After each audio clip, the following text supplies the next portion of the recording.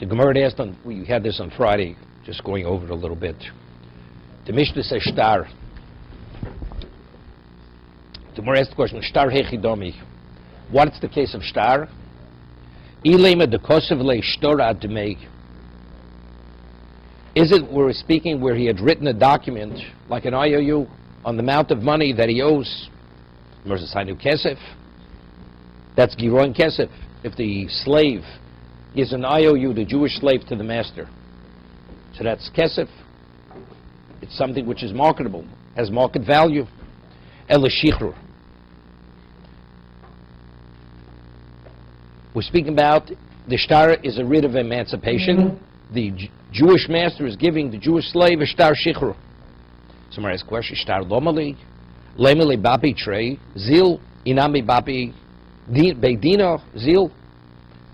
What's the reason why the Jewish slave has to work for the Jewish master? Because he's indebted for the amount of money that he was sold for. Basically, he's an employee, so it's a debt. So what does he have to receive? The shtar shichrur, it should be enough that the master should say, go. He's forgiving a debt. You no longer owe me the money that I paid for you. Why is that sufficient? Omar Rova, so Rova says, from here we deduce that shtar, he requires the shtar shichrur, so semeris eved ivri gufa konui. That eved ivri, it's more than just a debt, but the Jewish master has the intrinsic ownership to a degree in the Jewish slave, and the only way that could be relinquished is only if he receives the get shichrur, the writ of emancipation. Therefore, the master who waives the giron, what has to be diminished, what has to be paid, it's not considered waived. Because there's an intrinsic, like I said, a person, I borrow something from someone. So the lender has ownership rights in the object. He says, I waive it to you. That's the expression he uses. I waive the object to you. What is that? You say you relinquish the object to the person, I transfer it to the person, so now the person is able to acquire it. Waiving is not a proper term, correct? It's not a proper term. We mentioned on Friday, according to Rashi, the Torah says that there's a mitzvah of tashbis usor mibatechem, right? We have to nullify the chametz. What is exactly this nullification of chametz? Is it hefker, or is it something other than hefker? So the Rashi says by saying the chametz should be ka'afredara, that's sufficient. One does not say hefker ka'afredara. The Mechaber says, the Shulchan Aruch says that the text of bittul is hefker ka'afredara. It should be ownerless like the dust of the earth, right? But Rashi says no, saying afredara is enough. So the Ran asks in the Dorim, in Psochim, if a person would say, want to be mafkir something, want to disown it, he said, it should be like the dust of the earth. It's not a proper term. It's not, there's no consequence of making that kind of statement. You have to use the correct terminology. It's hefker kafredara, if you want to say afredara, or hefker. And that's the way Tosas learns. So the Ran says, what kind of expression is, it should be like dust? So the same thing over here. You should be to yourself. What do you mean you should be to yourself? But if the owner has ownership rights in the slave, even in the Jewish slave, it's not enough to say you should be to yourself. You have to use the proper terminology, as we'll see in a moment. Tosas says if he would say you should be hefker, then he's freed. He doesn't need a writ of emancipation. However, what the Gemara is saying, the language which you write in the shtar shichrur, the Gemara is asking, why do you have to give the document? Let him verbally say those same words. Harayat la'atzmecha. You should be to yourself. That's enough. And that's what he writes in the shtar. What does he have to give the shtar? Let him say it. Let him just verbally say it. On that the Gemara answers, because mechila does not, it's more than a debt. Since it's more than a debt, he has to receive the document. That's how Tosas explains this. So it's gufa konug. Eved ivri is gufa konug.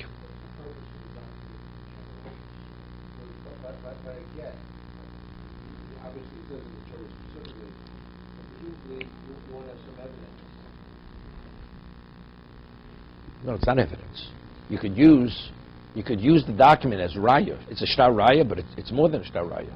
As the Gemara says that Eidim, when you have witnesses, normally witnesses is what?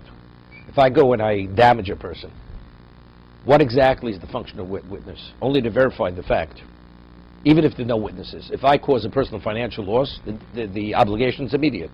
So what are witnesses? The Gemara says in kiddushin or Bava Basra, it's levrure. It's to be mevarer, to verify what happened.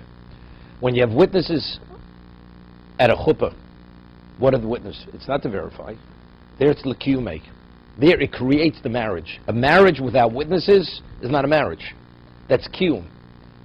They established a marriage. And just as marriage is established with witnesses, a get cannot terminate a marriage unless the witness is on. After you receive the get, the woman can use that get as a shtar raya. Right? We once discussed Reb Chaim. You want to say something? Well, I'm trying to understand from a conceptual perspective whether there's any practical difference between shtar and witnesses.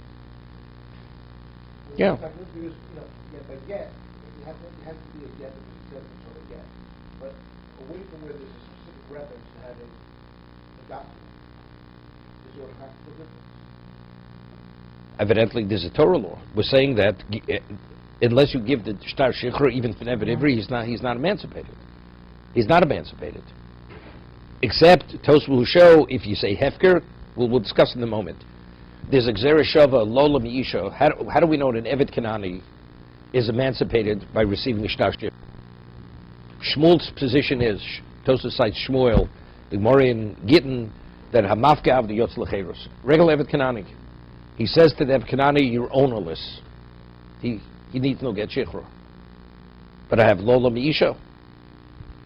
I have gzera shava. Just as a woman is divorced, the relationship is terminated through a shtar. And Eved Kanani also is terminated. But yet Shmuel says, hamafka av the yotz lecheros. So evidently we would differentiate. So I'm saying the same thing, Eved Ivri.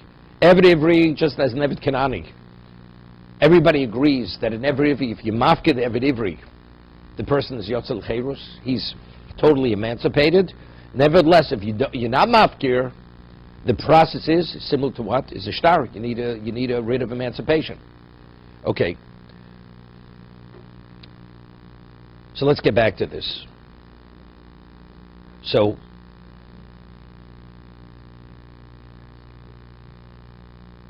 we had once mentioned, name of Reb Chaim, that's what I was going to say. There's a halacha that Eidim, it says, Al pi shnai beidim yokum dover. That witnesses, when they testify, it has to be verbal testimony. Al pi, so Gemara says, mi piyim v'lo mi piksovim.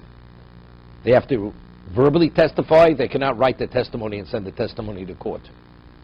Right? That's the Gzer Sakosov. So the difficulty is, what about a shtar? Right? A shtar. A document, the witness, they sign on the document. So the testimony is in writing. Right? When they sign on the document, it's not verbal in court. Even though the Gemara says, that witness who's signed is the equivalent of that, but the Torah says, so how do we understand it? So the difficulty is Rambam paskins that shtor is a drabonon, that a document is drabonon. Witness who sign on the document is drabonon. So the Ravid asks on the Rambam, you mean to say when a person marries a woman with a shtar, it's drabonon, kseres hakosef. We learn it v'yotzav hoyso. It's based on a hekish. Just as you divorce a woman with a document, you can marry with a document. So how could the Rambam paskin rule that shtor is drabonon? And what about get? Get is a shtar. And you have the testimony, you have the witnesses and signatures in the document. So how could the Rambam say shtar is drabonon? That's the question the Ravid asks on the Rambam. So on that, Reb Chaim explains that the Ravid misunderstood the Rambam. If it's a shtar kinyon, the document itself is a terminating document or creating document. That's Gezer Sakosov. The Torah says there is a shtar get, there's a shtar kiddushin. That document is the equivalent of witnesses testifying in court. If you want to use that document afterwards as a shtar raya, as proof that she was divorced or married, you have the document. Because those witnesses in that document are considered viable witnesses, because the Torah says there is such a thing as shtar kiddushin, and there's a shtar which is called a get. What about a person purchases a piece of property with money, and now the buyer wants proof from the seller that he purchased it? So there, when the document's written, what is it written? It's written as what? Not as a shtar kinyan. That wasn't the instrument which caused the transfer.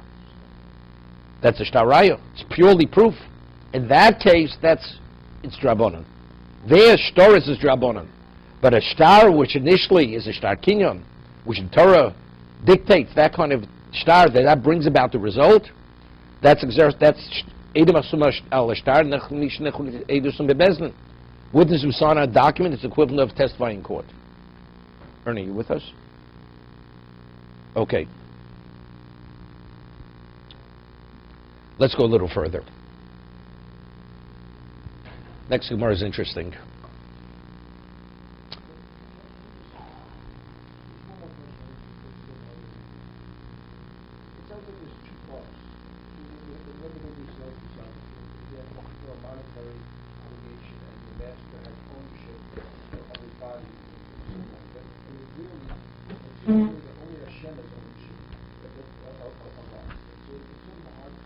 Wait, let's explain it. Let's explain it. Okay? An Evet Kanani. Is an Evet Kanani the chattel of a Jew? You own an animal. The animal belongs to the Jew. An Evet Kanani, a non-Jew agrees to sell himself to the Jew as an Evet Kanani. He undergoes the process of Evet Kanani. You have Tefillah and you have Mila Tefillah, and in the presence of Bezdin, he says, I agree to be the Evet Kanani of the Jew. That human being becomes the chattel of the Jew. Gzeres HaKosov. There's a Gzeres HaKosov that a person is sold into slavery because he stole by the court, or Mocher Atzmo, right? So the halacha is Rabba Mos L'Shivcha Kananis. The master could give him a woman that he's normally not permitted to, and he's not in violation. As an Eved Ivri, he's not in violation when he cohabits with that woman. An ordinary Jew, if he engages with that woman sexually, it's a Torah violation. It's lo yeh kodesh. You're in violation of Allah. What has changed? So the answer is because when a person is sold as a slave, the Torah says there's a transformation in his status as a human being. It's not just a financial debt. Actually, the Torah says he's been diminished as a Jew because the master has an intrinsic ownership in his being, not to the degree of an Evet Kanani, but because of that mastership, he's able to give him a non-Jew, the semi-non-Jewish woman to breed children for him. 1 second. It's machlokes. That's whether you hold it as a shav or not. So over here, there's the Rashba. The Rashba over here. 1 second. This is where we left off over here. Omer Rav is a Somer Eved Ivri Gufa Konoi Klomar Linyan Pidnion De Yochel Limchol Girono Ela Bishtar. Okay.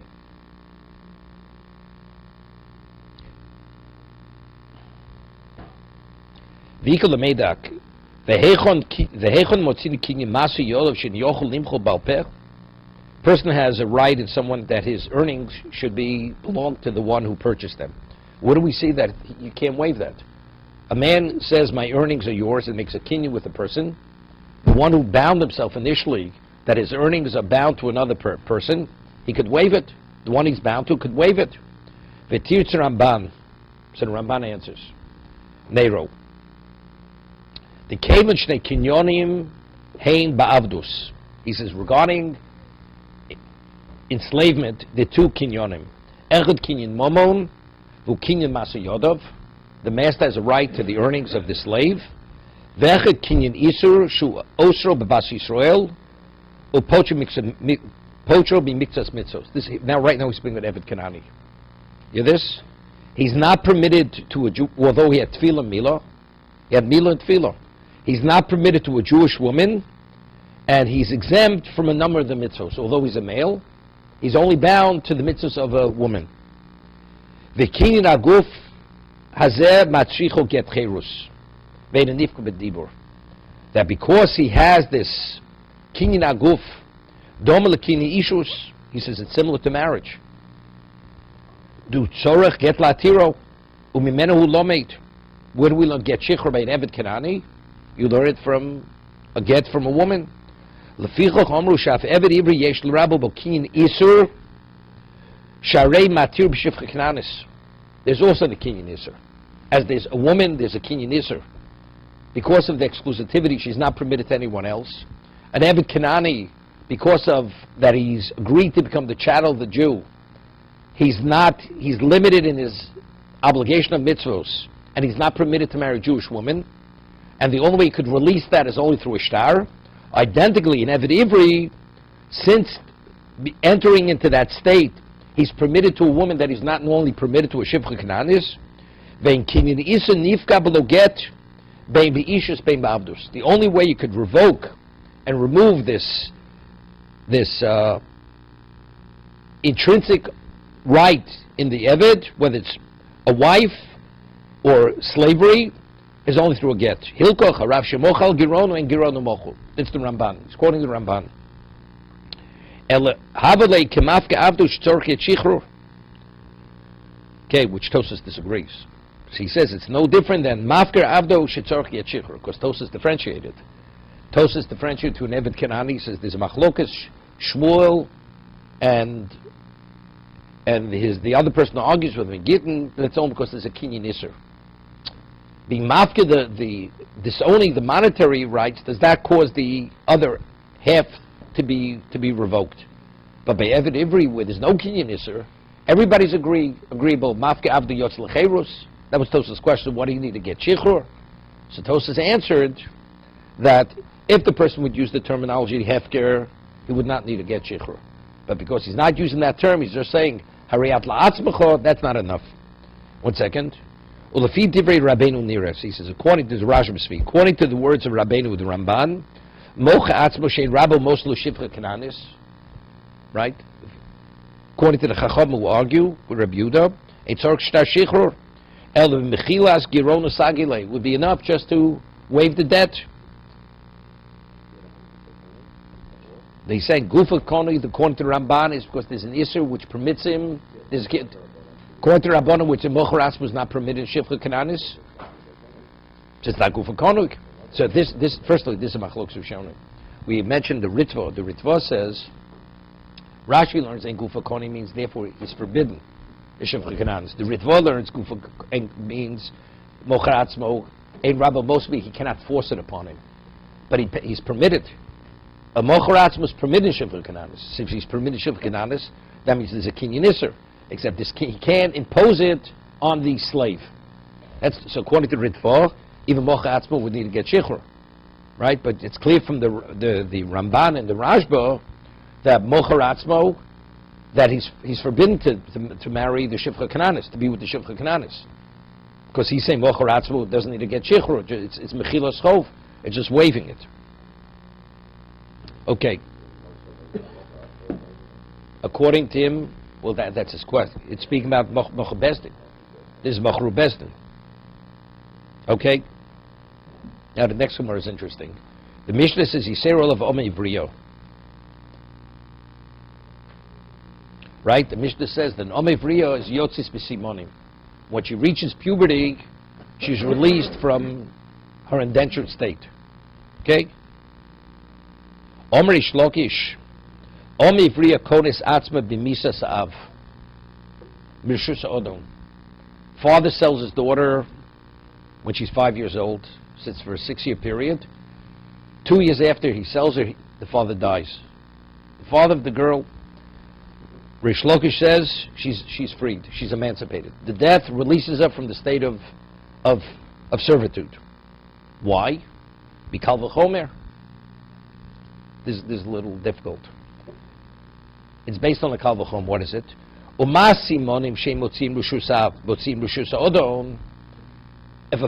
Until what age is a daughter in the domain of the father, under his jurisdiction? Till 12 and a half.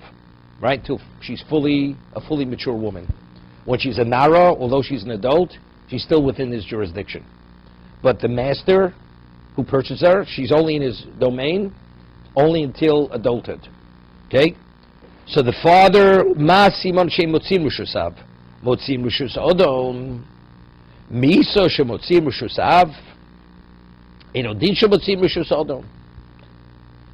Okay? So death, which removes her from the Rishus of the Av, definitely should be Motzim Rishus Odom.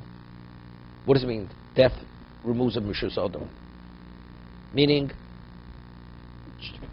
children inherit the father, right? The heirs inherit the father. Do they inherit the rights of the father's rights in his daughter? Does he pass this on to his children? The answer is no. So that's the indication that what? The moment he dies, whatever rights he had in her, he gives up those rights. Those rights are not there to pass on as part of inheritance. Correct? Wait, well, let's get back to it. I just want to speak about the Kal V'chom, then you'll ask your question. I know what your question is. Let's just try to understand the Kal V'chomer. Simonim extricate the girl, release the girl from the jurisdiction of the master, but not the father. Death removes her from the jurisdiction of the father. So, and Simonim don't. So therefore, now that the father dies, definitely she should be released from the Rishus of the Adam. If she has Simonim, is she released from the Rishus of the Adam? Of the definitely. If that would happen when she's in the jurisdiction of the father, she would not be released. So death, if she's in the Rishus of the Adam, whatever rights he has are gone. So definitely, she should be released from the Rishus of the master. Of course, we see to leave the Rishus of the father is more difficult than to leave the Rishus of the master. My question is, what do we need a Kal V'chomer? Just say it's very simple. When a person purchases an Om-Ivri, what is he buying? He's buying, you can't, there's a concept, the Gemara says above Vasa, Ma mocha rishon l'sheni. The buyer cannot buy more rights, greater rights than the seller had. You can only sell the rights you have. You can't sell rights that go beyond yourself, correct? Beyond your rights. A person only has certain rights in whatever it may be, and a person sells those rights. It's limited to what the seller's rights. You can't have more rights than the seller had. So the father, his rights are only effective, only as long as he's alive. So when he sells those rights to the buyer, to the master who purchases his daughter, could he have greater rights than the father? If the father's no longer here, the rights dissipate. So what do we need a Kal V'chomer? But actually it's different. Because the father sells the daughter and then the master can marry her. That's only because there's no prohibition. A father cannot marry a daughter. That's the reason. Right? It's because there's a prohibition called incest. The father is not permitted to marry a daughter. But within the rights of the father is just as a father can marry off to a third party. Correct? So that's his right. So by giving his daughter to the master, he takes over that right. Except here, because there's no interference, he could take her for himself, which the father couldn't. What do we need a Kal V'chomer? Say very simple. Right? That was my difficulty. What do we need a Kal V'chomer?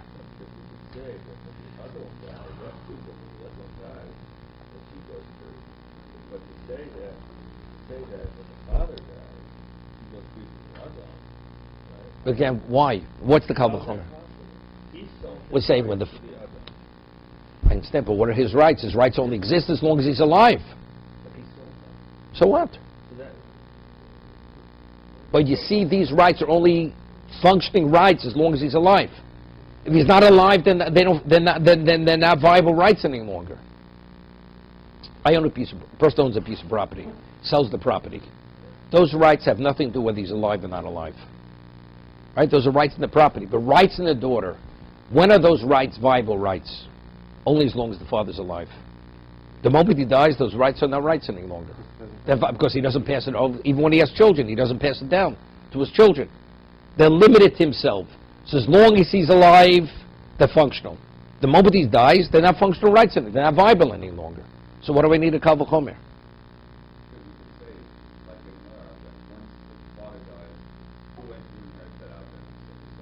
Okay. Once you go down that road, you could say, all right, something similar with the Adam, where that it just ends up going to the next generation. But you see, it doesn't go to the next generation. Because you see, when a father dies, his children, although they inherit every other right, they don't inherit the right in the daughter. right? So you see, these rights are limited to the father. So I'll give you an example.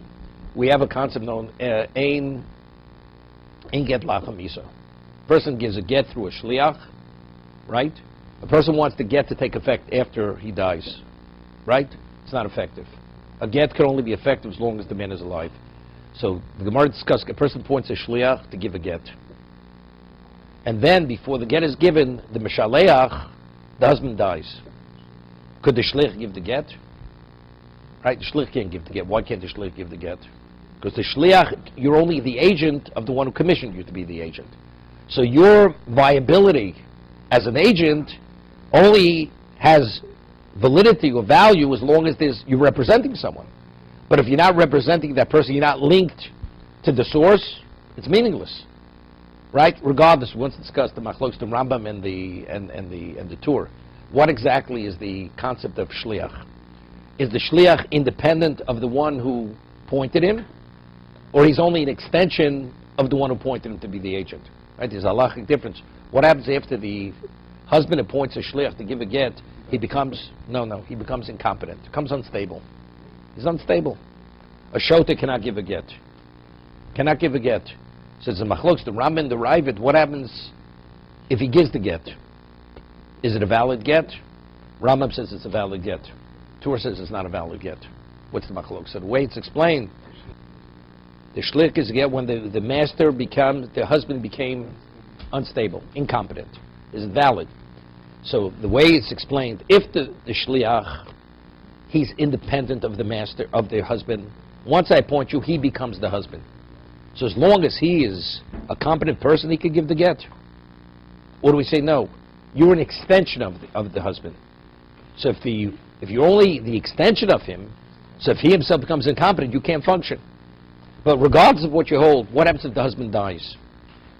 You're only the equivalent of the husband if you represent the husband. But if there's nobody representing him, because the man dies, there's nothing to represent. It will have to take place a moment before the man dies. Halachically, the way a proper will is written, otherwise it's bound to the laws of the Torah. You cannot override it. It's you're going against what the Torah dictates.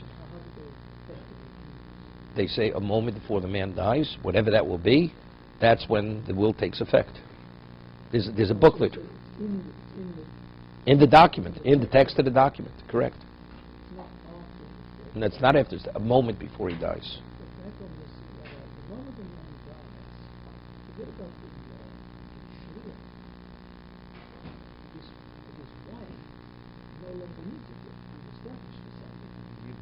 Question of yibum. What about if there's yibum? That's where it's relevant. The discussion is relevant to that case of yibum. Does she fall to yibum? Does she fall to yibum? If it's terminated, then she doesn't. If it's not, then it's a problem, right? Then she falls to yibum. So he appointed a shliach, then he dies. Even if the shliach is independent of the husband, but that's only, as we said, if he represents the husband. If there's no husband to represent, it's terminated. So of course the get can't be given because only the husband is able to give the get. To be continued.